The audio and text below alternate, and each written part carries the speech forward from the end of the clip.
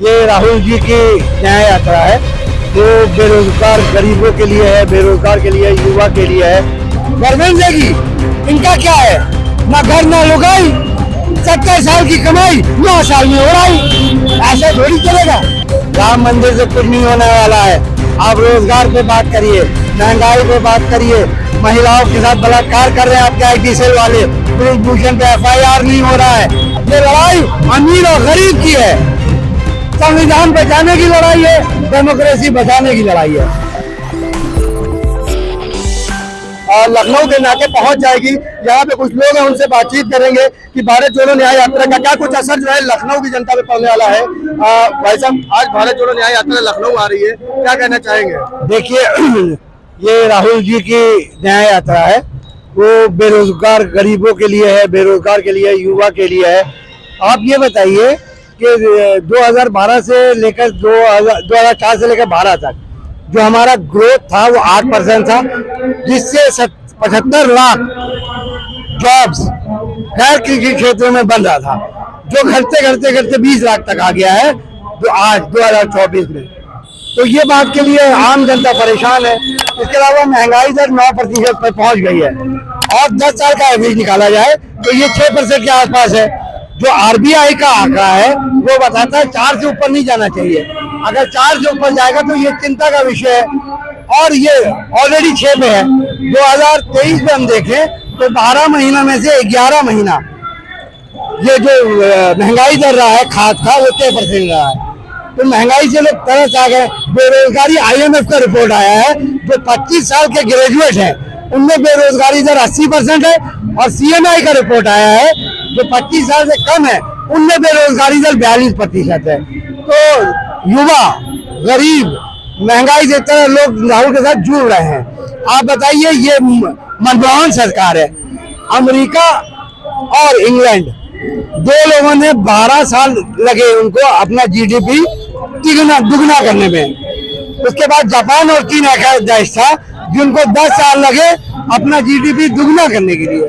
मात्र एक मनमोहन सरकार था जिसने 10 साल में GDP 4 गुना कर दिया। तो आज वही सरकार चाहिए जिसके ग्रो 8% हो हम और हमारी रोजगार जनरेट हो, महंगाई कम हो। आप ये बताइए कि आज हम 4.3 से ग्रो कर रहे हैं जो 32 साल में सबसे कम है। आपने क्या कहा था 2017 में नेशनल हेल्थ सर्वे? आपने कहा था कि बजट का हम 2.5% हेल्थ पे एक्सपेंड करेंगे। आज उसकी हालत 1.3 में है। आपने न्यू एजुकेशन पॉलिसी लाई, आपने कहा था बजट का हम 6% करेंगे, आज वो 2.9 पे, जबकि यूपी के टाइम में वो 4% था। तो हर जगह पेपर लीक हो रहे हैं। 71 पेपर लीक हुए कल का लेके, उससे क्या हुआ 3 करोड़ लोग प्रभावित हो रहे हैं। 2 लाख एक साल में बच्चे को लगता है तैयारी करने में। वो पैसा कौन देगा? ये गवर्नमेंट देगी। इनका क्या है? ना घर ना लुगाई, 70 साल की कमाई 9 साल में उड़ाई। ऐसा थोड़ी चलेगा। आपने 155 लाख करोड़ कर्ज था, उसको बढ़ा के 163 लाख करोड़ कर दिया। आपने 128 लाख करोड़ 9 साल में खर्च कर दिया, इस पर भी आपका पेट भरा नहीं। आपने GST का 1,90,000 गरीबों से निकाला, 64% गरीबों से लिया, उसके बाद भी आपका पेट नहीं भरा। आपने एक्साइज ड्यूटी से 27 लाख करोड़ रुपया ले लिया, उसके बाद भी आपका पेट नहीं भरा। आपने कृषि की लागत बढ़ा दी, आपने किसान से 2,80,000 रुपया ले लिया, उनकी प्रत्येक जो हेक्टर है 25,000 लागत बढ़ा दी। अगर हम रटके के हिसाब से कैलकुलेट करें तो हमारे यहाँ 14 करोड़ 65 लाख किसान है, तो 2,86,000 ले लिया आपने, उसके बावजूद भी आपका पेट नहीं भर रहा है। आप 80 करोड़ लोग गरीबी रेखा के नीचे आ गए हैं और अमीर जो है वो 122 से 166 हो गए हैं। लेकिन जनता तो खुश है भैया, बोल लिए राम मंदिर मिल गया हमें, और क्या चाहिए? देखिए, जनता खुश नहीं है। राम मंदिर से कुछ नहीं होने वाला है। आप रोजगार पे बात करिए, महंगाई पे बात करिए, महिलाओं के साथ बलात्कार कर रहे हैं आपके IT सेल वाले, ब्रिजभूषण पे FIR नहीं हो रहा है। आपका IT सेल वाला रेप करके MP में चला था घूमने, चिन्मय आनंद को ले लीजिए। दलितों, आदिवासी, अल्पसंख्यक पे अपराध बढ़ते जा रहा है। अगर कोई आपके खिलाफ धरना करे तो वो खाली पंजाबी करे तो खालिस्तानी हो जाएगा, मुसलमान करे तो वो पाकिस्तानी हो जाएगा, सेकुलर लोग करे तो अर्बन नक्सल हो जाए। युवा करे तो टुकड़े टुकड़े गैंग हो जाए, तो आदमी करे तो करे कहाँ, जाए तो जाए कहाँ। लेकिन जो है बीजेपी कहती है कि हम भारत में जीरो टॉलरेंस पे काम कर रहे हैं, क्राइम है ही नहीं। देखिए यूपी का बताएं आपको, डेली 10 हत्याएं, 11 बलात्कार और 40 अपहरण हो रही है। ये एनसीबीआर का डाटा है।